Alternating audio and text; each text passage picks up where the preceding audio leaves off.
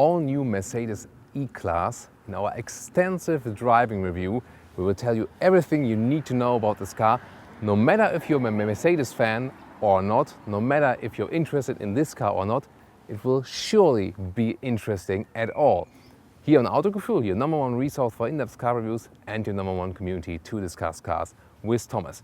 Exterior will show you the different versions. You see it right here, star on top, star in the central one, different interiors, the key technology features and a special on the autonomous driving function. Is it better than that one from the Tesla or not? We will see, and much more. Now go for Autogefühl in full HD, full screen and full length.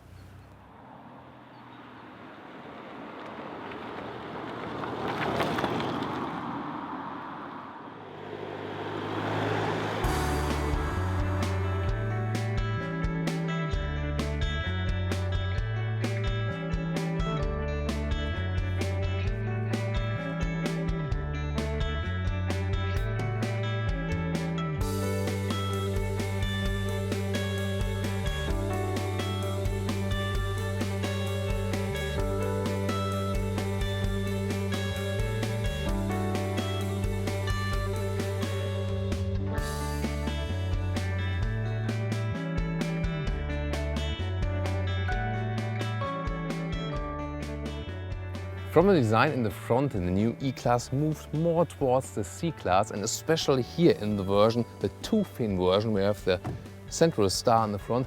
It's really hard to differentiate those two segments from the distance. And you see here, this is the other layout, three-fin layout, a very classic layout with a classic Mercedes star on the very top. And these ones are different design trim levels, which have effect on the exterior and on the interior. So this layout you get in the Avantgarde and in the AMG line.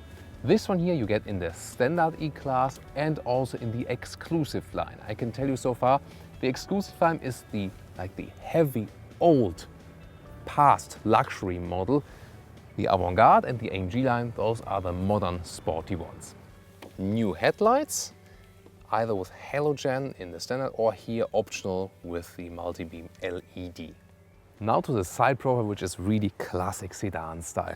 We got 18-inch for the rims, but of course you can also go for bigger ones. But these ones I think are a good compromise from comfort and still a good line. See here, this is a very classic layout.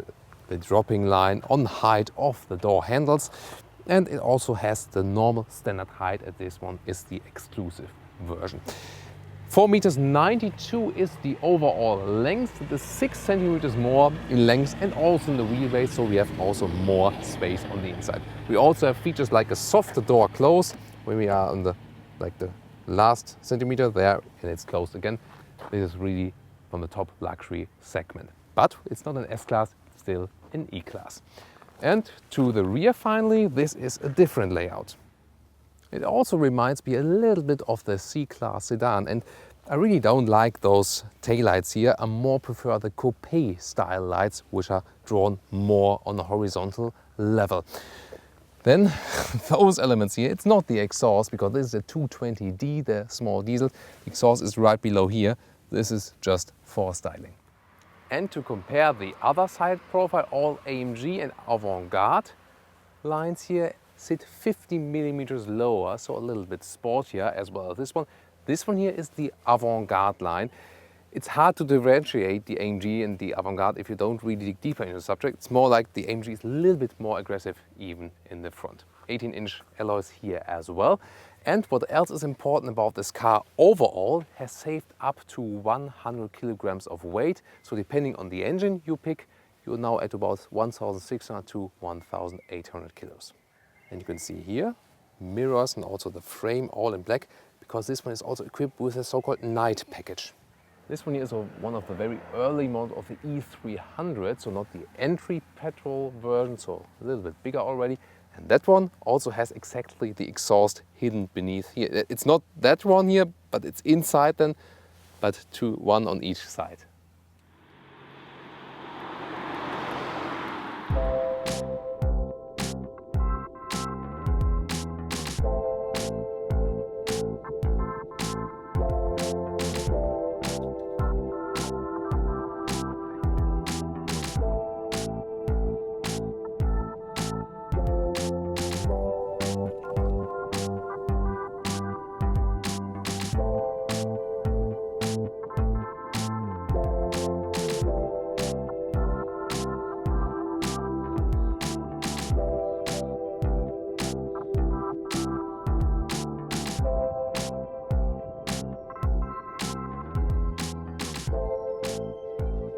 This is a new key, totally new for the E-Class.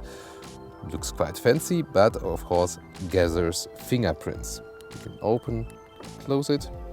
But also this key and keyless entry is also standard in the new E-Class. Let's get inside, and door closing sound flawless. So door handles. Nice, by the way, with this standard. You know, this is really from old times that you have this these knobs here to show if the car is opened or closed. Then inside, and we have talked about the different lines, and as I said earlier, this is the exclusive line, defines the old heavy luxury, which is, you know, in my opinion, from the past. That means we also got genuine leather in here. Please don't go for it, spare the animals. What is great, but you can also get it for another line, is that we got the open cell wood here. And now don't please compare killing trees with killing animals. I won't discuss that. Open cell wood feels very natural, is natural, and it also doesn't get that fingerprints because it has no shiny coating on it. Really great thing. Then always a beautiful design highlight, and also for seat control, you can control the seats right here, everything electronically. You need seat cooling, seat heating and seat cooling because they're genuine leather seats. They get cold in winter and warm in summer. Just go for the microfiber or cloth seats and you won't need that option. The seat here is in the brown color. You can get different colors. Also not just for the genuine leather. For example, if you go for the Avantgarde line and pick the Artico, the faux leather, the artificial leather, you can also get the artificial leather in black, brown or beige. Great options. Also, when you have the AMG line, then you have the microfiber on the inside, the Dynamica, and on the outside, the Artico faux leather. That's the best combination. And standard is just everything cloth, standard equipment. And then again, AMG line, inside microfiber, outside leatherette. This one exclusive, like it is here right now. Faux leather, and Avantgarde would be faux leather. You can also go for that one then. And also you can pick different options for that one. And also for the standard version, you can get the faux leather optionally. So a lot of choices, and overall, Mercedes really managed to give us a lot of possibilities and a lot of good seat surfaces. So that we have here the exclusive line with the genuine leather doesn't really mean that this is the only option. I've given you the other options now. And overall, I really have to say they've done a very good job, because most of the choices you have do not contain genuine leather. And this is a big step forward. Mercedes leads the way here, that they can show other different luxury materials which do not have animal content. And you know, this is a very important subject to me always, and therefore I also will stay with that one. Other than that, the cockpit is really overwhelming, and the first thing you realize when stepping here into, well, seat is always comfortable, of course, just from the seat form, no matter which surface you have. It's just the climate function that will be better with the microfiber, for example. It's a great comfortable position, but it's rather low, of course, not like in an SUV. So, you know, you have this standard sedan comfortable position. Let's take it that way. First thing here, you're really kind of overwhelmed and you think, this is an S-Class, definitely. And you will see that when you're getting behind me. You can see it right here. Wow, what a great job. It looks awesome. Really reminds us of the bigger S-Class, and I'm sorry, but this makes the S-Class to me totally obsolete. And as now we've shown you that from the Peking Motor Show in China, there's also the E-Class in the long wheelbase model. Then you also got the chauffeur purposes covered.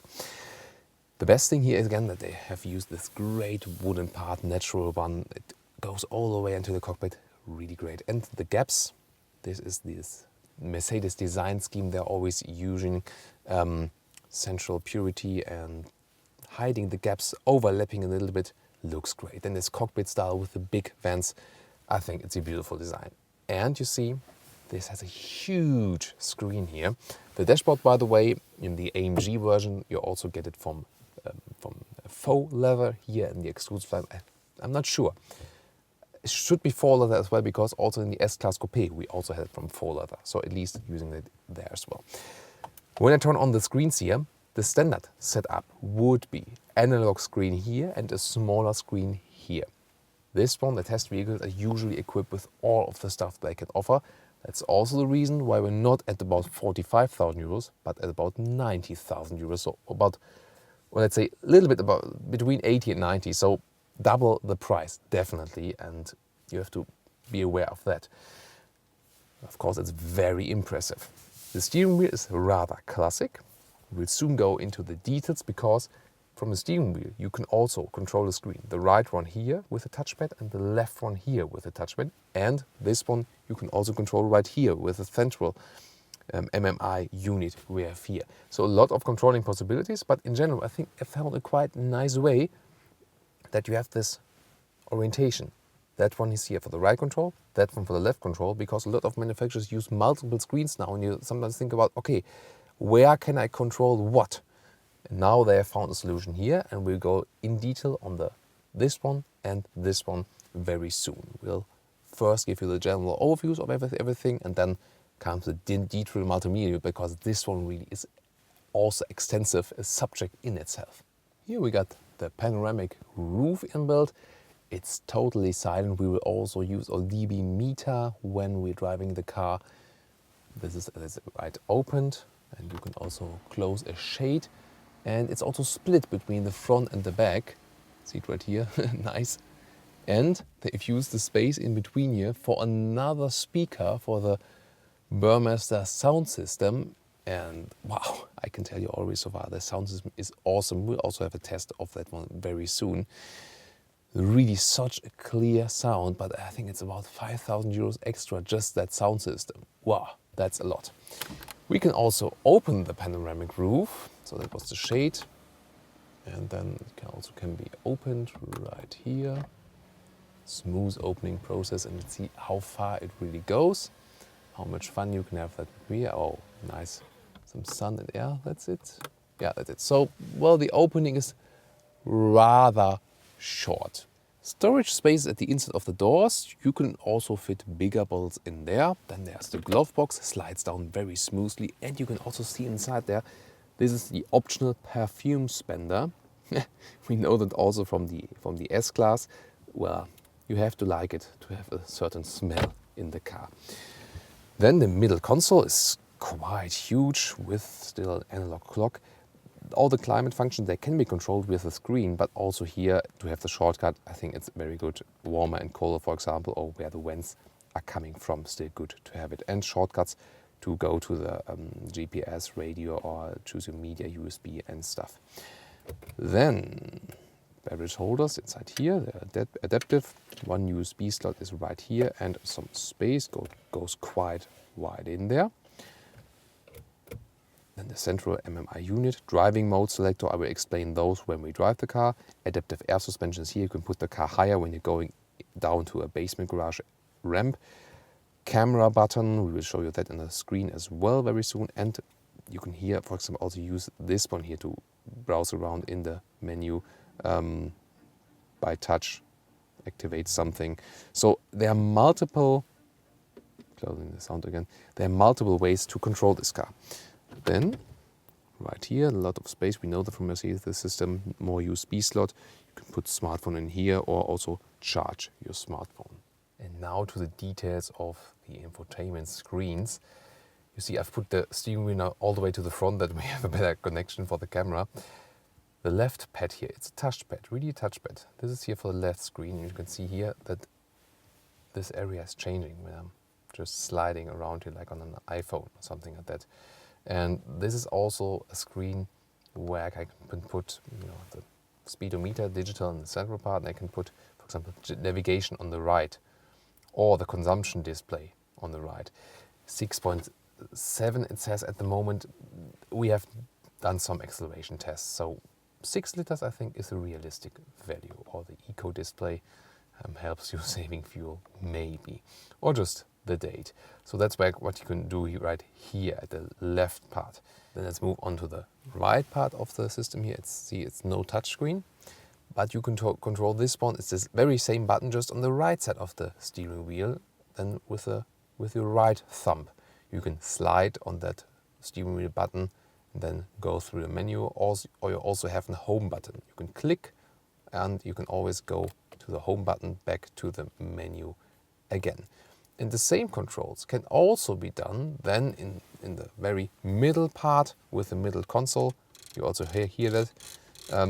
I've shown you the one before in the classic Mercedes way, where you just turn and press to pick it. But it doesn't matter how you control it. I think it's good that you have redundant function, that you can do it in a way you prefer. For a co-driver, a touchscreen would be even better, probably. Some manufacturers do have that.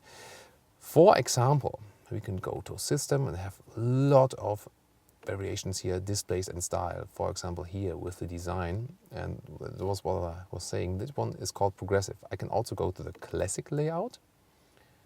Then we'll have a classic layout on the left part, and there's also a sport layout available. You see it here in the smaller one. We can show you that bigger again. You can see it in full glory now. This is a sport setup. All the stuff is now on because when I start the engine, it will be removed. Here I have the big RPM meter, and with the left thumb I can then again also change what is displayed on the right side. For example, I can also put the GPS or the consumption figures on there. And the classic mode again, this one here, very clear display, and yeah, I think maybe I like that one best. And the good thing about the digital display that you can also have the information on there for your system and stuff. But classic analog ones, well, you can also just save money with them. And this one here again, the so-called progressive screen, where you have the most space for additional stuff right and left. Only a small RPM and combined speedometer in the middle part. And we can very well film the head-up display this time. It depends on the system. This one here is a very good system. It helps you with the speed and also GPS commands. And again, optional of course. And by the way, you can also see the Mercedes star just from here. So if you ask me, which control do you use as a driver? I would definitely take the one at the steering wheel, not because it's more handy and safer. Also the system here with turning or using the touchpad right here and then clicking or clicking that one here. That was always a little bit weird to me. That control here with one button to click, scroll right, left, and a home button seems easier as a whole system to me. So I would, like, when this control would be here, I would also use it, you know. So overall, I would definitely use this command, not only as it's on the steering wheel, also because it's the easier way. So let's continue with the menu, and I use my thumb just here. So much stuff to do here. For example, in the vehicle settings, we can go to the seats and get some massage function. Again, just optional, of course. Combined, for example, with the seat heating, hot relaxing back massage, activating or classic massage. Just activating it now. And well, when you would look at me now, you wouldn't see so much. Maybe you hear it a little bit. Not sure how much you hear on the camera, but it's like this cluck, cluck, cluck, cluck, because the points are really being activated. I feel it in my back right now. You cannot see that on the seat that well, but of course you feel it. And the good thing about the Mercedes massages here with the seats is that they continue all the way up to your shoulders. And that's a really good thing. It's not just like in some cheap massage where just the lumbar support is going in and out. This one here is a really, you know, a whole massage. More interesting function, for example, the ambient light. You can not only pick one or two colors, you can go through the whole color palette. See, it's almost endless choices as for the color you have here. It's bright right now. Well, maybe you've seen it, you will see it when we pass a tunnel in the driving part. But here, wow. I would always go for a blue color, I like that. Let's see, maybe we get some dark areas here, then we'll of course show you, but you already see it here in the visualization. It's usually beneath all the hidden lines we have in the interior, but great that you can pick so much colors. And the GPS, you can take a look at that one. Really huge, wow, good overview. That one I scroll out again with the classic knob in the middle part. Again, nice sound by the way, if you listen to it carefully. Also, by the way, those vents here. Listen to that sound. So, great sound design.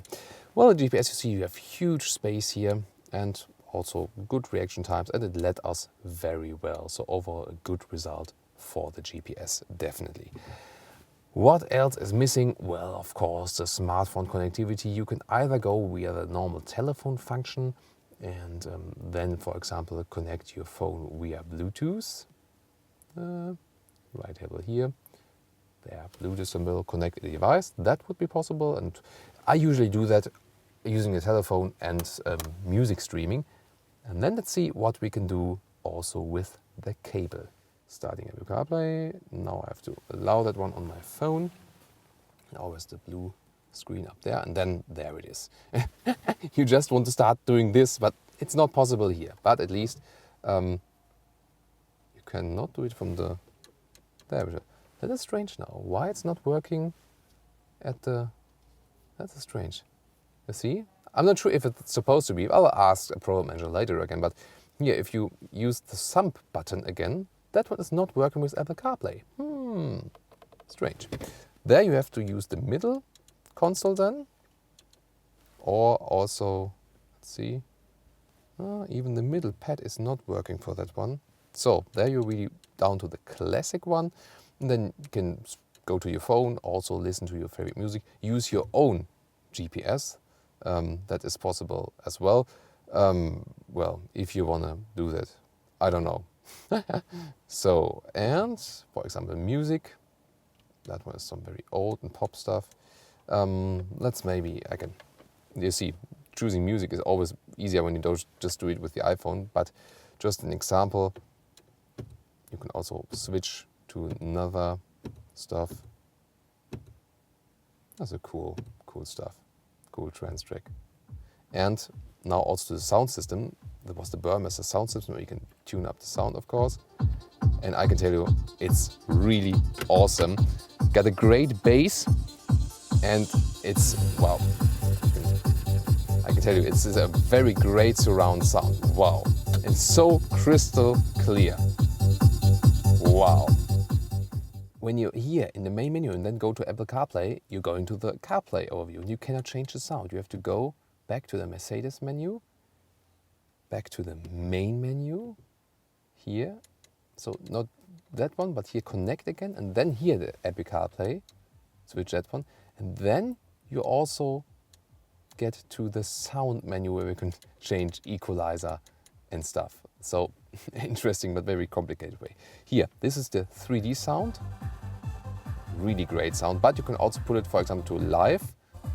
Then it all comes from the front here. I'm not sure if you can listen to that.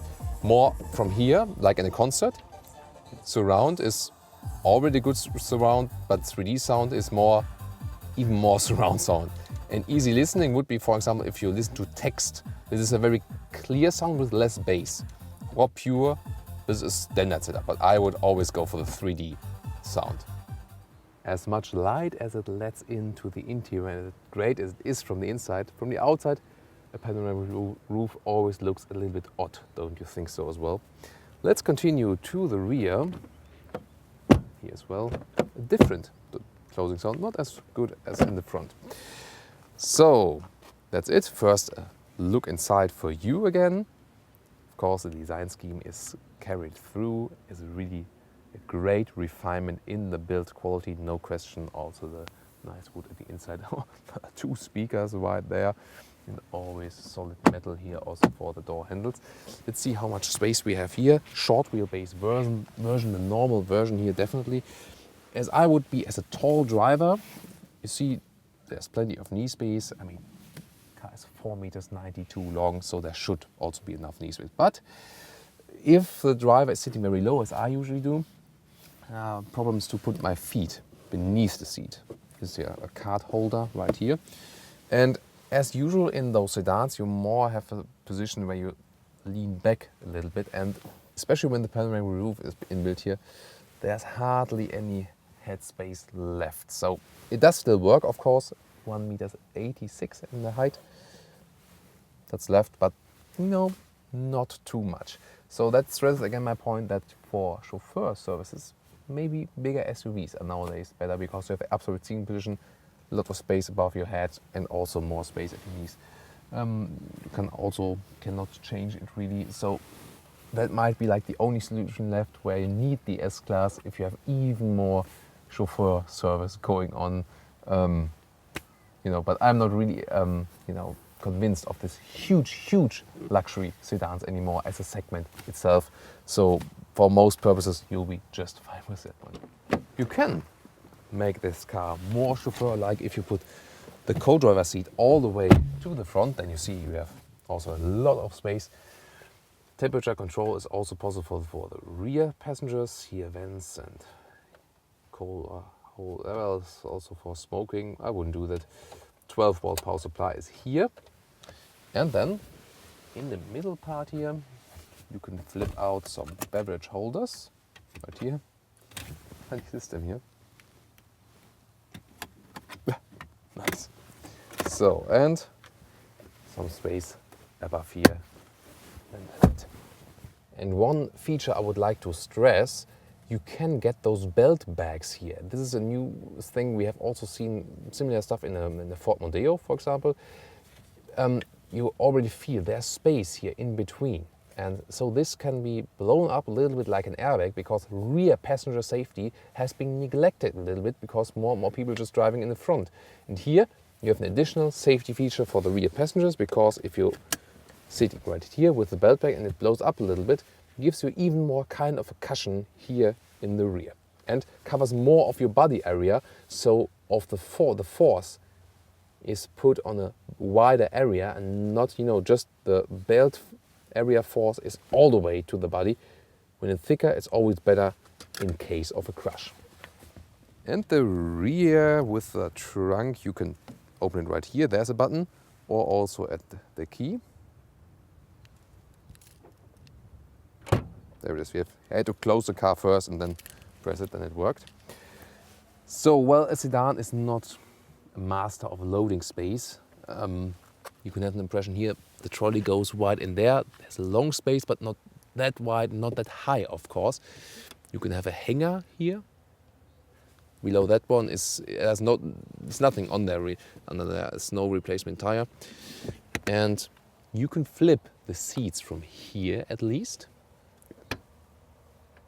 But you can just release them. That is a problem, not the practical solution.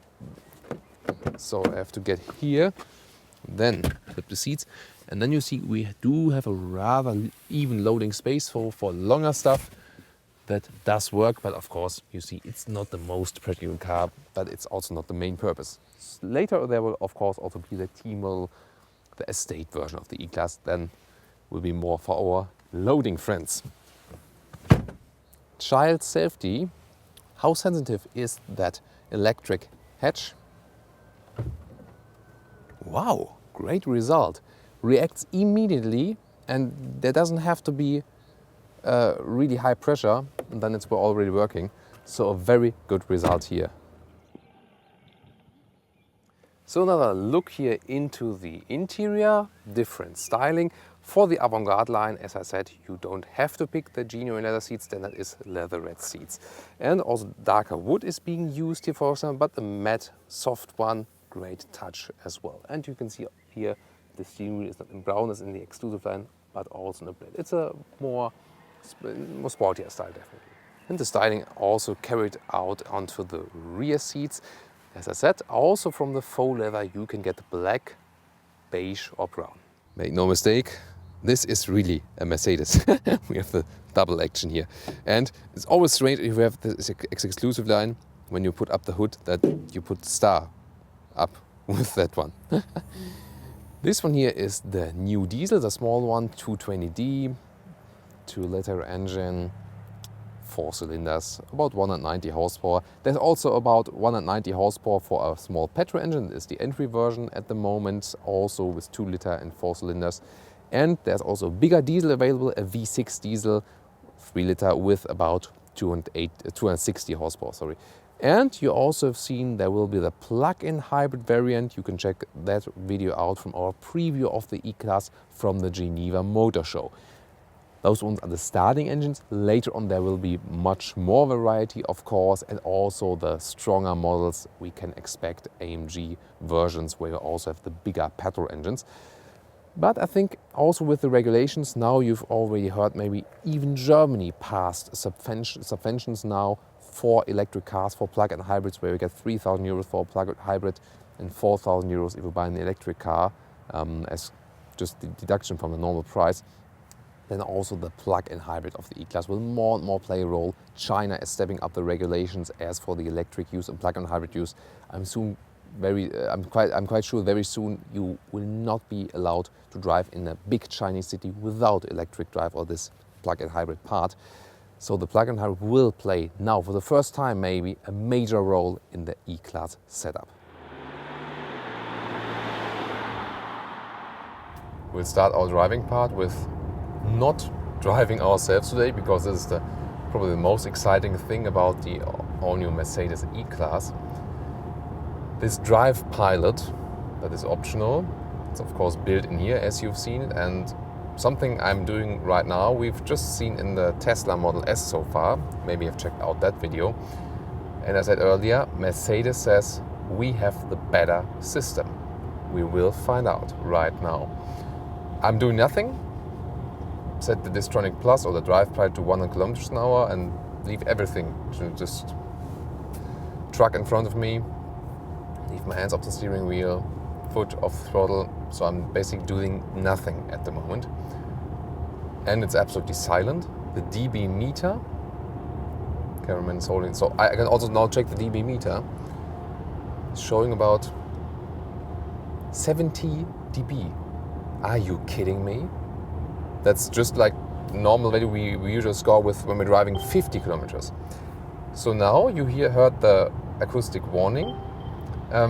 So the Tesla does not do that.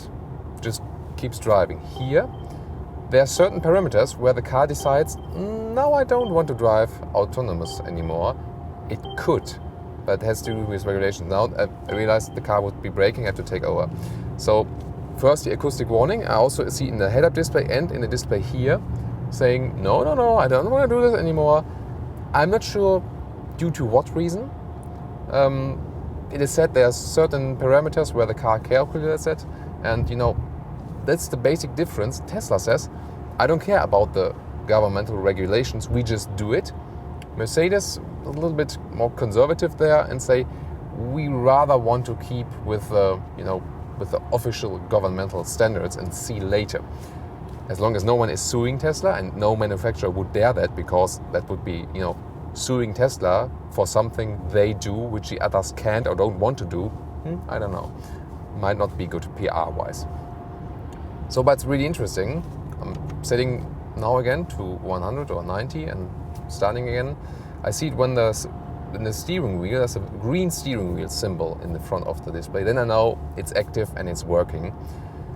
I'm not sure which parameters it's causing that to skip it, but we see it is basically everything is working, and it could also continue from the technical part, from technology, but somehow the car doesn't want it yet, that it's like going on for hours and hours. We'll test it now again.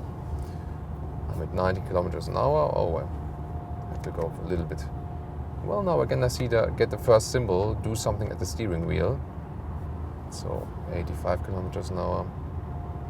But of course, it's very, very relaxing, and the main focus of this system is so far being stuck in traffic, for example, and then also the system won't say, okay, take the steering wheel in your hands again.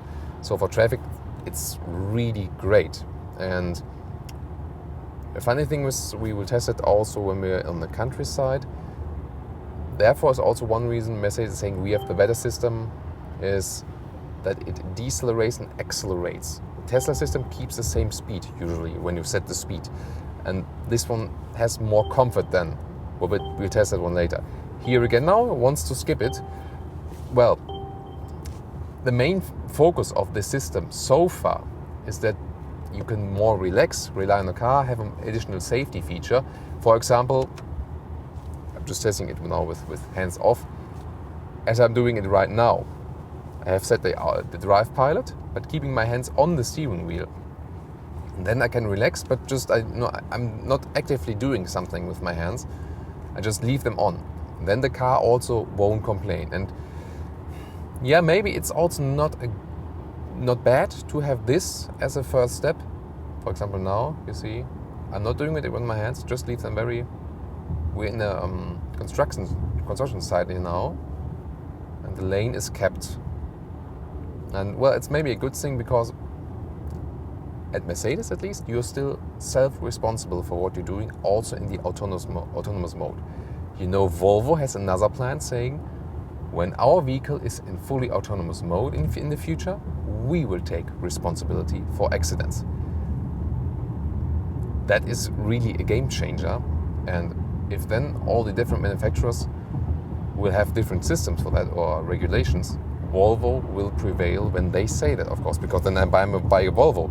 If they are, if I'm not responsible, then it's a sure decision. But the system is really impressive here, definitely, and I can show you also why it's very impressive. Because you see, I could just hit the throttle and then accelerate on my own again, then set it Distronic again, and so I can have a smooth transition between the fully autonomous mode and driving myself, and that's also a very good thing. What is also included in this drive pilot is switching lanes autonomously. And I could keep my hands on the steering wheel for that again, and then also the car will never complain. But for demonstration purposes, that you see that it really works, I'm also taking my hands off the steering wheel again. And again, a lot of parameters are calculated if it's possible. At the moment, for example, let's see, there's another car approaching. You shouldn't do it now. See? It says, no, I won't do that. But now also the autonomous drive stopped and had to take over again. Reason was, another car was coming from behind. Setting the autonomous drive again in. Now it should be freeway. Let's see. Yeah, it's working. So I'm just setting the turning indicator back now. I can also increase the speed here. So that was an autonomous lane change, very well executed. So technology-wise, again, very impressive, well done, and relaxing to know that the vehicle is really capable of that one. In combination here with the adaptive suspension, which is here optionally also the air suspension, this is just such a smooth ride. This could, for example, also be a solution. As soon as I see, okay, he's complaining, just take one hand, or I just leave one hand on the steering wheel, so I can relax and maybe, maybe you also keep more awake when using the autonomous drive, because you don't need to focus that much, because focusing very hard, that can make you very tired as well. For example, now I could drive faster here, especially with this car. This car is capable of so much more. We'll soon show you that as well. But the very great sound insulation, the relaxing ride with the air suspension and the autonomous driving mode, this everything in combination, it doesn't make me feel I want to go that fast. I just want to, relax and enjoy that it's so silent here and so relaxing. Now I've set it to 140, and the interesting thing about this drive pilot is as well, it works almost until unlimited speed. It's like 210 kilometers an hour. What? And the lane change is supposed to work now, just ask, it's about 180 kilometers, so it will always work when the certain perimeter, when no one is, coming from behind and stuff. So I've set it to 140 kilometers an hour now, speed-wise. The car is driving itself again. I'm doing nothing with my feet, also nothing with my head. I just leave one hand on the steering wheel. The car doesn't complain, but you see it's also possible that way. Now it gets exciting again, because the motorway, German Autobahn, the episode today, of course. See now, it's keeping the lane, although the motorway makes a small turn, but again complaining. So you see, the system is capable of so much more. But now he wants both hands. both hands required. So you're always in communication a little bit with the car. So the system is really working flawless here, especially here on the motorway. I'm looking forward how it will be on the countryside. But here always really impressive. But other than the Tesla one, this is one set that you keep the hands on the steering wheel again. You might argue pro or contra. I think it's basically good to have this transition, this transmission as well. We're going to talk about that one as well. Because you have to get used to autonomous driving, and it's maybe good that you have the hands on the steering wheel that you can react at some point, maybe better. And I don't know, maybe when more cars drive autonomously, maybe they at some point release a software update where you can also take the hands off, maybe. But it's really a step in the right direction. And although I'm a car driver who likes to drive cars, there are always situations in everyday driving where you say, okay, that's no fun in driving. For example, being stuck in traffic or running 2 hours on the motorway at a constant speed. And then this autonomous drive is really a very useful thing. Or for example, I need to change something in the GPS. Then I have the time and possibility and the safety, otherwise I would have to check the car in front of me, everything, Here I can really take some time and say, okay, where I'm going, I have to set something, because all of the multimedia system, they're really distracting a lot of times. And that is one solution as the car media evolves more and more, that you can also just focus on something else. Again, here, or for example, changing the temperature, making it a little bit warmer here. Oh, thank you. You see, sometimes the car complains. It's almost like really the car's a little bit alive and talking to you. So that was autonomous part on the motorway. Let's now go to the non-autonomous part. So I've cancelled it right now. The 9G Tronic converter automatic transmission doing a flawless job. You almost don't realize it's shifting at all. Then the 220D, the diesel, you don't feel it's a diesel, especially on the motorway. Such a refined, a silent engine, incredible. And then again, exit to the right. Yes, and we soon to go to the countryside part then. That's the sound system. Going back to the dB meter, because I've just covered it in a very short period. There was 70 dB at 100 kilometers an hour. We usually have 70 dB when we're driving 50 kilometers an hour with another vehicle. So this sound installation here sets new standards, probably the best car ever as for the sound installation we have tested so far. And you do realize it. When you're going here with 150 kilometers on the motorway, it's like, what? Nothing is happening. It's totally incredible. The steering wheel is reacting very softly, but still in a natural way to all of the driving commands, definitely. Now we're going off the motorway, get out to our next driving part. We'll also give you a performance of this diesel here, just over 7 seconds from 0 to 100 kilometers an hour, or 0 to 60 or 0 to 62 miles an hour. So we're going left on the when you go off the motorway here, maybe even turn down the vents a little bit. Now a huge truck is passing us and it's so incredible silent. When we're standing still, let's see what the dB meter says. When we're standing still, 45 dB when we're standing still. Wow. But even more impressive, what this 70 dB when we're driving faster. Really incredible stuff. Even when I'm talking, it's about 60 to. So when I'm talking, the car is as loud as it is driving at 150 kilometers an hour. Really incredible as for this point. Now it's getting a little bit more silent on the road here again. I just want to shut my voice sometimes when they're in this car, and then just there's nothing. Wow. And we still have the panoramic roof here. So panoramic roof sometimes also create some wind noises, but here also nothing is happening. So next, the driving part right here.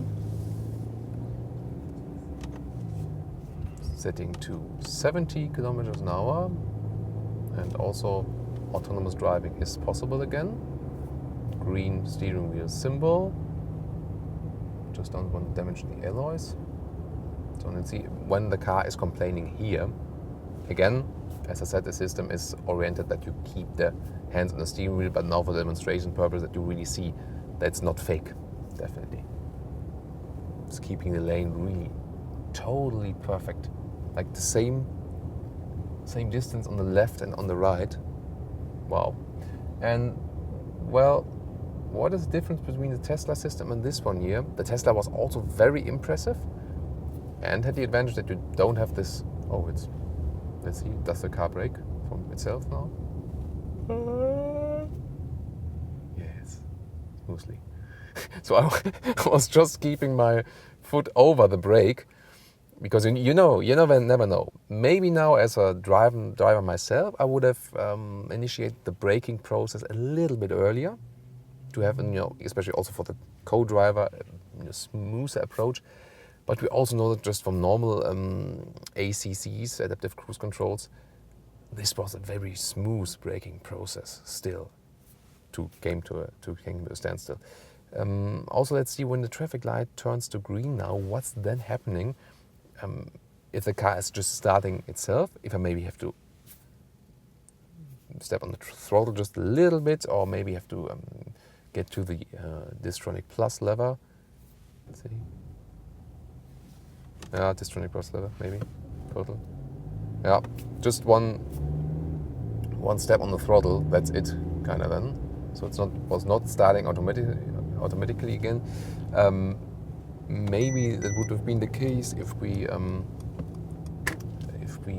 were in a traffic jam. That would have maybe worked. So you see, there are sometimes situations where I need to change the lane in a very short period of time. Then I take over myself. That's better. Also, overtaking is only reserved for the motorway, this overtaking function. But other than that, it's really relaxing. And now I'm just having the autonomous mode again, keeping two hands at the steering wheel. And I can, for doing reviews, it's also good because I can more concentrate to talk to you. See, now I had to react because the car didn't know left, straight. This is also one major difference to the Tesla autonomous drive. In the Tesla, if you combine it with the GPS, set a route, a destination, then the GPS gives direct input to the autonomous driving mode and says, okay, I need to turn there or there. That's not happening here. The Drive Pilot gets information from the GPS to, differentiate some stuff and do this computer decisions. But it's not that this direct link as in the Tesla that it's really siding with the road. That is maybe one thing where Tesla is leading in that way. Really a main aspect, definitely. That might be a reason why people would rather go for the Tesla autopilot. But the other situations, I see that this pilot is working. When it's working smoother. You feel more relaxed and a little bit more refined. So both systems have their pros and cons. I think the combination of those two systems would be now the perfect autonomous drive. I don't know, maybe Mercedes and Tesla engineers try to combine that then. What about the performance of this diesel? Let's maybe drop a little bit in speed, and for example, let's do 60 to 80. That would be possible. Let's do that right now. That's it, 86 even. Okay, now it's allowed to drive 100. We can now, for example, also do 70 to 100 kilometers. Let's go right now. That's it. So, reasonable, definitely. And also you heard the diesel was screaming a little bit more, but I mean, considering it's a small diesel, the noise volume was still relatively low. Not relatively, it was very low, definitely. And I mean, this is totally enough for the car. So it's not like you have this huge, great, evolved luxury E-Class, upper mid-size, and you need a big V6 stuff. No, it's not needed. This car is for a relaxed drive, and this 220D is way enough for, and I mean 7.4 seconds from 0 to 1 kilometers an hour or 0 to 62 miles an hour. That's totally enough, really totally enough. And I was critical myself if this 220D is enough for that vehicle, if it's a suitable engine, but it's really working. If you still believe in diesel, I must admit, I personally don't believe in the future of diesel engines. That's my personal opinion so far. Maybe also my professional opinion. We can discuss it maybe also in a separate video or in a live stream. That would be a good idea. But if you take the diesel or just want to go for a small engine in general, because the car also stays cheaper, of course. You can also go for the entry petrol engine version. That would be my choice so far. I'm just not sure yet if I would really rely on this autonomous drive. It's a cool system. I'm not sure how much I would use it in everyday driving. Probably if you have it, you will use it even more. Even if you're a car driver yourself, there will be more and more situations where you appreciate to use it. I'm quite sure of that, definitely. Then again, the question is, how much over-engineered do you want to have the car? That's also depending on that. So now it's traffic. It's not traffic on the motorway, but inside the city. Let's set the autonomous drive again. You see another situation. I could just continue driving myself now, but it's not exciting. Not for you, not for me. If I would just like stuck in traffic here in city traffic. And let's see how the car reacts in here in the traffic situation. And you see it's relaxing already here again now. Should you go for the air suspension? Well, the standard suspension of this car is already very good. No doubt about that. And it's already adaptive from the standard equipment. Air suspension is, of course, another different feeling of ride. It's really like flying on the road, very smooth.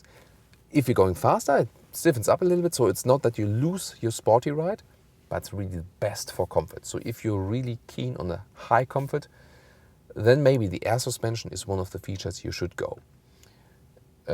I usually tend to say don't buy the car in the highest specs. As I said earlier, this one here costs double the standard price. I mean, come on. Why buying an E-Class for 80 or 90,000 euros? Doesn't make sense to me. I usually pick the standard car and then maybe pick a nice package for me or just the extras I have, and also not the biggest engine, because the highest price point with the car is always the engine, at least at the moment. Will change in the future. More in the future, it will be more like which apps are you using? That will be high cost points. But so far, I mean, you will also be fine if you don't have this super high spec car here. If you just go for the standard one, definitely. And this being very silent is also good when stuck here in the traffic, because it really makes you calm and relaxed. So I think here it's taking still quite a while due to the traffic light. We'll have a short break for you, then we ride back with some countryside riding for you.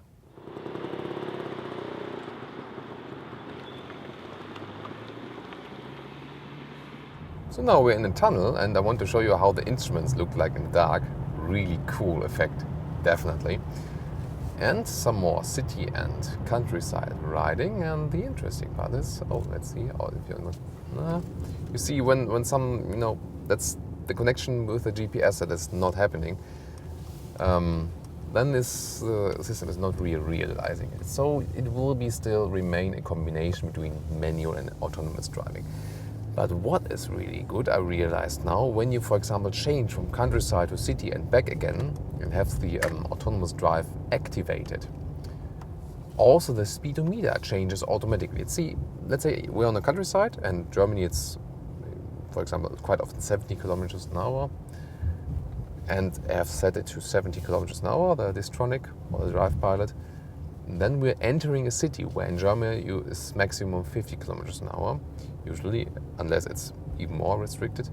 Then also I've seen that in the head-up display, the speed is regulated down to 50 kilometers an hour. And that We've, for example, also experienced that in the Audi Q7, for example.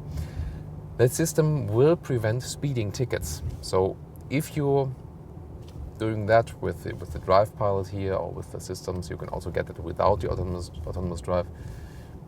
Then it's really very hard to get a speeding ticket. Let's now see, it's always a calculation between GPS data and the camera seeing the traffic. And now it's 30 kilometers an hour. Let's see if it's dropping down. Yes, went from 50 to 30, not braking the car, just seeing it. Now 30 kilometers an hour. So, and now again, 50 again, let's see.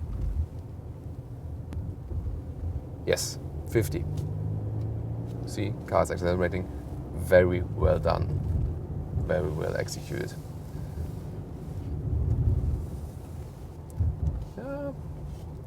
It takes a little bit speed away in the corners. That's also a nice system. Again, just steering, not taking everything with my foot. You see, this driving part is really a lot about autonomous driving, because the E-Class is the first time that Mercedes introduced so many of those new technologies in the car. 70 kilometers now.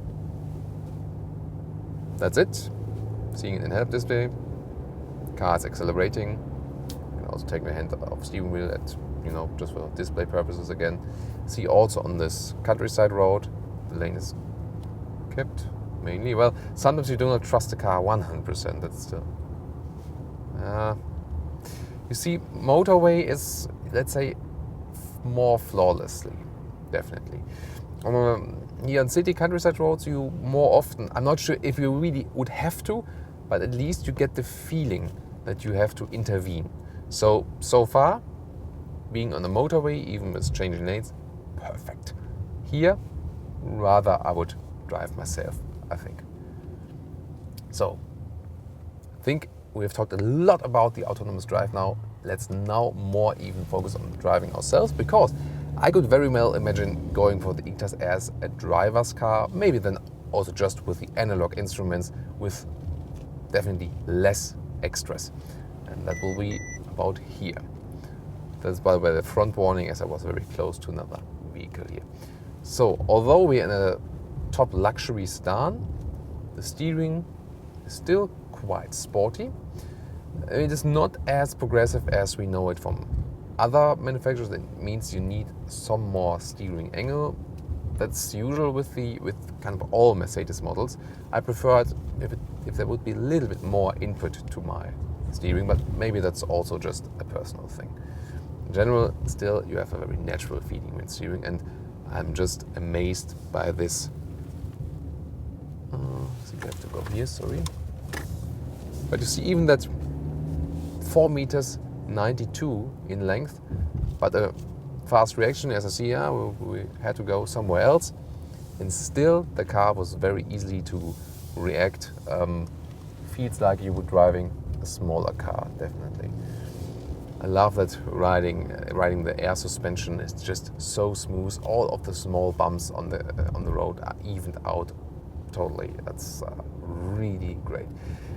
But again, if you don't want to spend so much money and go for a rather basic E-Class, you won't be disappointed either. I'm quite sure of that. You can also go some slalom ways. This is of course a totally smooth slalom due to the air suspension again. And now we're getting outside the city. We can drive a little bit faster again and show you more of that performance.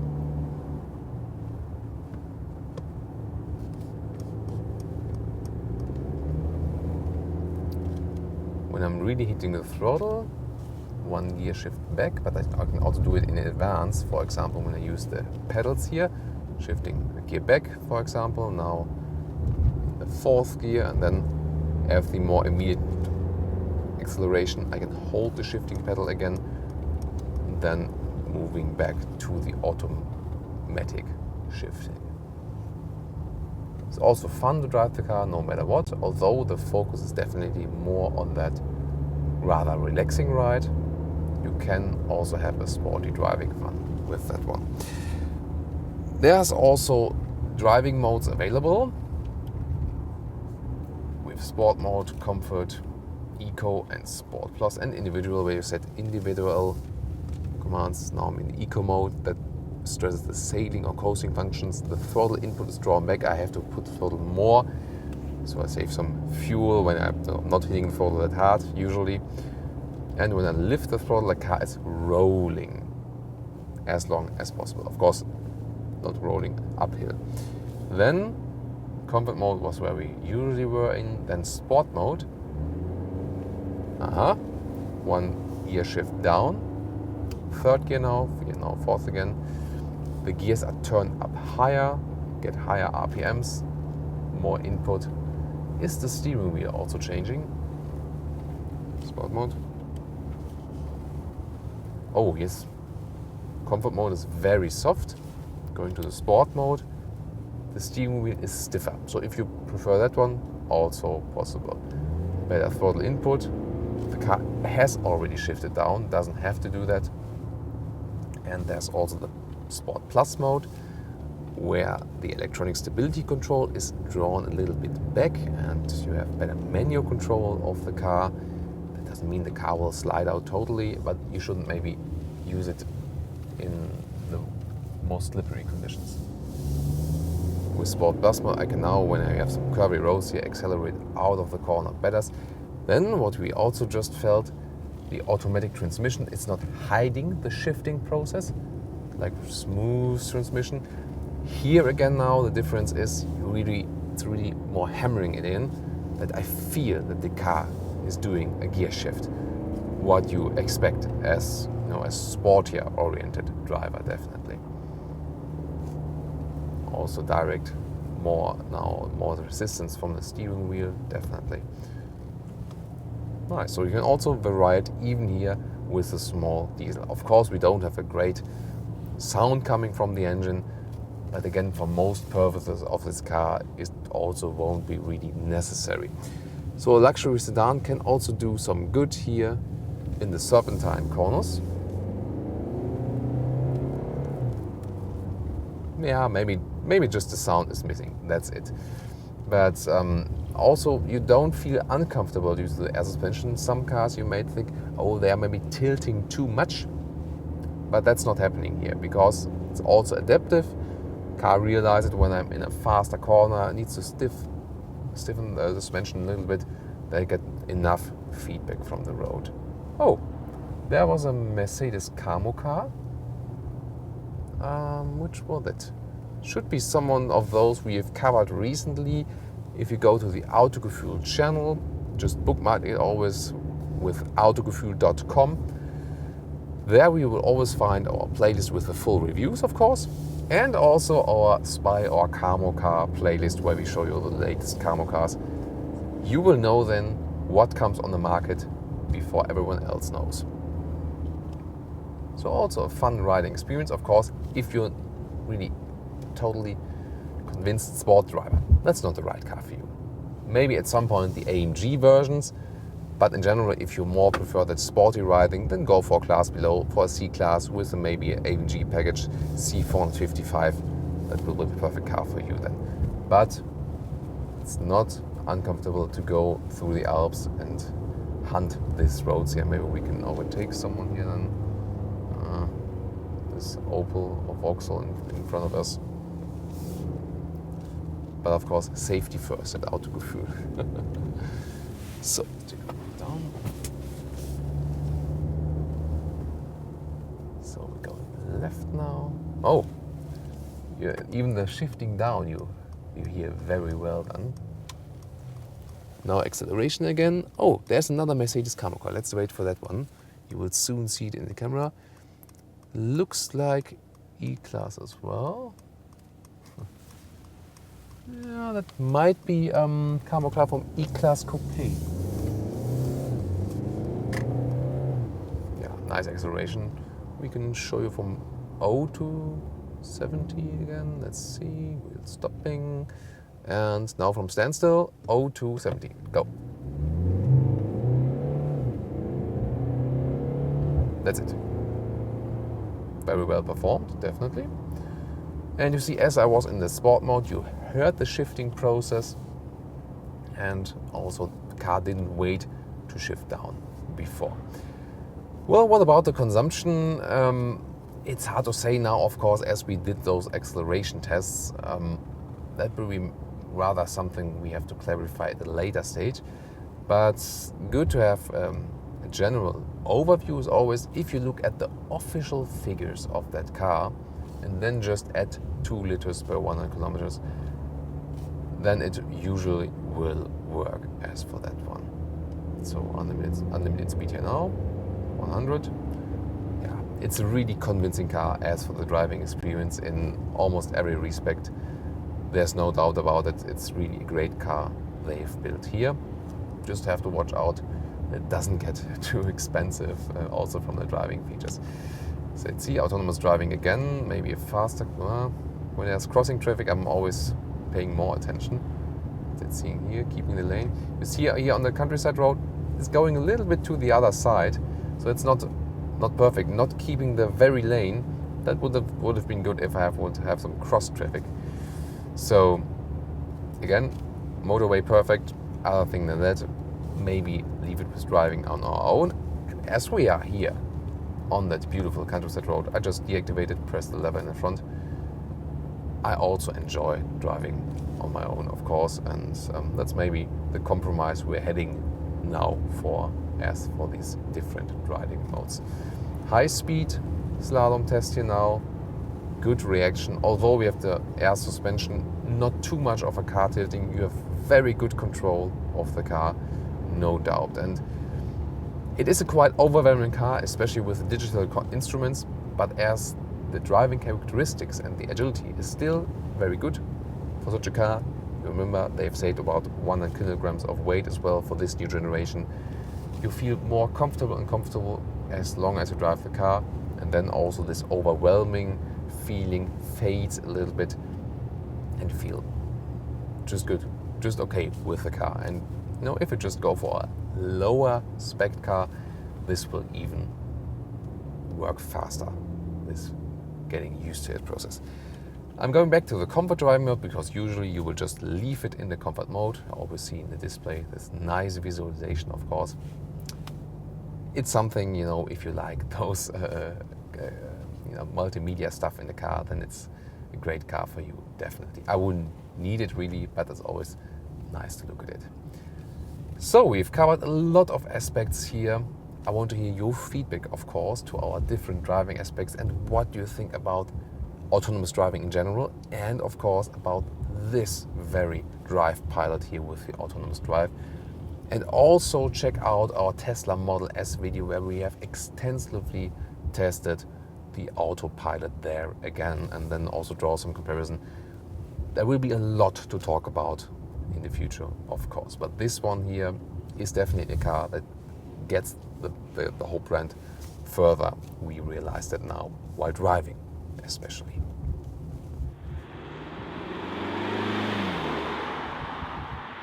And with Andreas Hiller, development engineer for the E-Class, we'll dig deeper into one other key technology feature of the new Mercedes E-Class, and that is the remote parking function. So you have to have some basic features like the automatic transmission, of course, and the parking aid control, and then you need the Mercedes Me app, which is also available.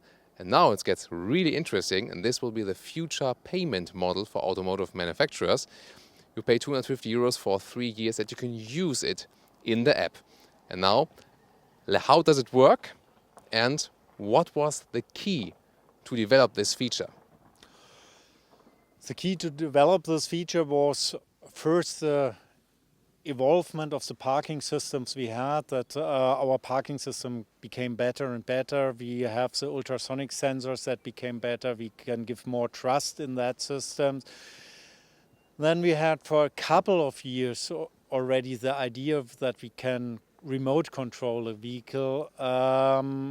So that was around, and now it was just that it was the right time together with the overall mood to come to autonomous driving, that we get that next step to really make this function work in the new E-Class. We're really eager to see that with the smartphone here. So first I have to authorize myself that I'm the user of the car by unlocking the car. And now, if I have done that, the car shows up in my app. I have authorized the car to this app so that I really can move the car now. The car is connecting to the app, and now I can decide, okay, I want to take the car out of the parking slot. I have to make a gesture that's quite strict, so we don't want the car to move by accident if you have it just in your pocket or coming wrong data from your smartphone. And now the engine has started, we have switched the gear forward, and I can control the movement of the car as long as I move on the screen. The car moves. As soon as I stop, the car stops. The use case here is pretty easy. I just want to take the car out of the parking slot so that I can enter very comfortable to the doors. If there would be an obstacle, the car would stop also. Here I would say, okay, the doors are free, I just quit, and we can enter the car. And here we can also take a look at the different cameras. This is just a rear view camera. We see it on the right side and has a really clear resolution. I like that. Also, we have the fake drone view from above.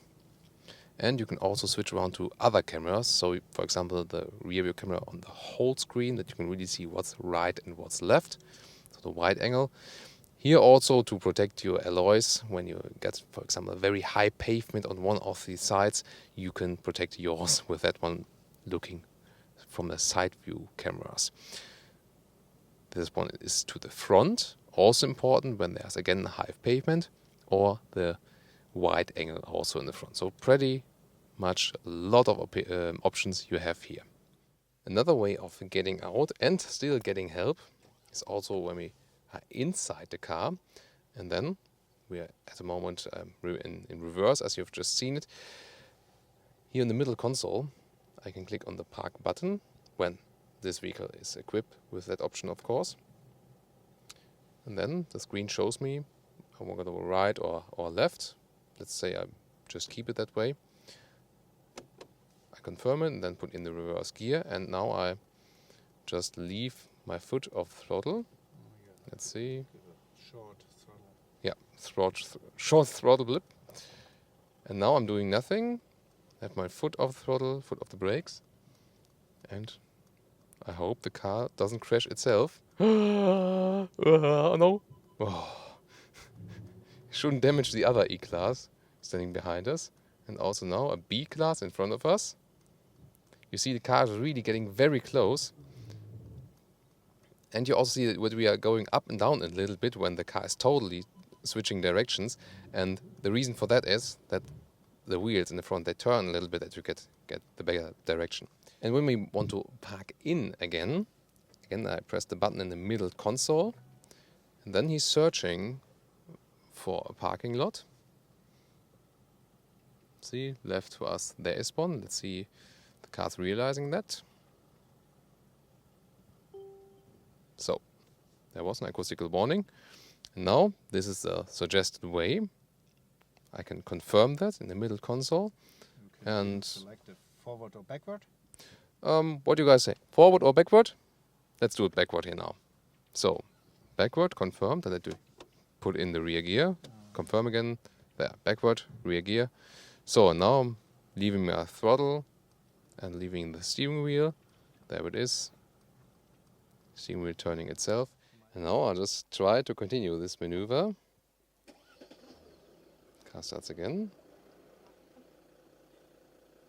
Continue making circles.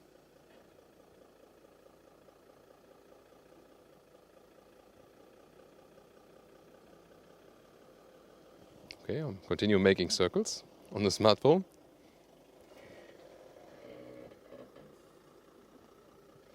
Feels like wiping the smartphone. Maybe I need to use a microfiber tissue next time so everything is clean again then. So, but seems to work. And imagine maybe you have a very narrow park box or maybe a garage or something like that. And that's it. Yet another technology feature with the all-new Mercedes E-Class, and that is about NFC, or so-called near-field communication, has to do with this mobile phone. And you could open the car before with the mobile phone, but now there's also some news about it, and Leonard Gebel, the product manager for the E-Class, will explain us what's new here. Yes, as you already said, you now have the possibility to open or close the car with your smartphone, but new is that you can also start your car using the smartphone. So if your daughter or your son has both keys with them, you can still access your car and go for a ride. Okay, let's try it out. Okay, so at the moment the car is closed, and now I have my smartphone here that has a near-field communication chip, and if I place this in front of the sensor, the car opens and I can access it. It's no radio transmission, but near-field communication, which makes it very safe. And also you have a 10 procedure that is also another safety feature that avoids the car from being accessed from a person who should not have access. So you couldn't hack it with another phone here? Right, right. Let's hope so. So now let's start the engine. So now I place the car here, which also enables the car to be charged without having a cable required. And then So the smartphone is in the middle console now. And then I can start the engine without any key in my pocket. So it really depends on if your smartphone is able to use this NFC device yet. And do you need a special app from Mercedes for it, or does it work via Mercedes Me, or how do you activate it? You need a specific smartphone and a specific SIM card, but no app. It just works with the NFC technology. Okay, and do I have to order the SIM card with Mercedes with buying the E-Class, or how does it work? This is a specific SIM card that comes from Vodafone. And you currently only some smartphones offer this technology, but in the future more and more smartphones will support this. So tell me in the comments what you think of this technology. And you've maybe seen this is a different color. It's called Color Green. It has a little bit of a green shimmering effect. Very interesting. I always like to see different colors and also different interior trims. It's the exclusive line in the inside again, and well, I don't like that it's leather, but I like the color combination. It's really, really classy. Would be great if that combination would also be available with faux leather.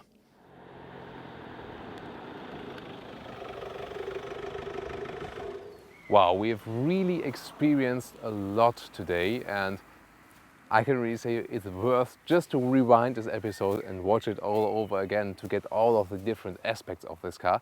It is definitely one of the best cars we have ever driven, that's for sure. And you have a lot of variations to pick from, and there were a lot of new technologies.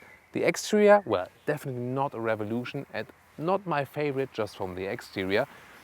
From the front you cannot really differentiate to the C-Class.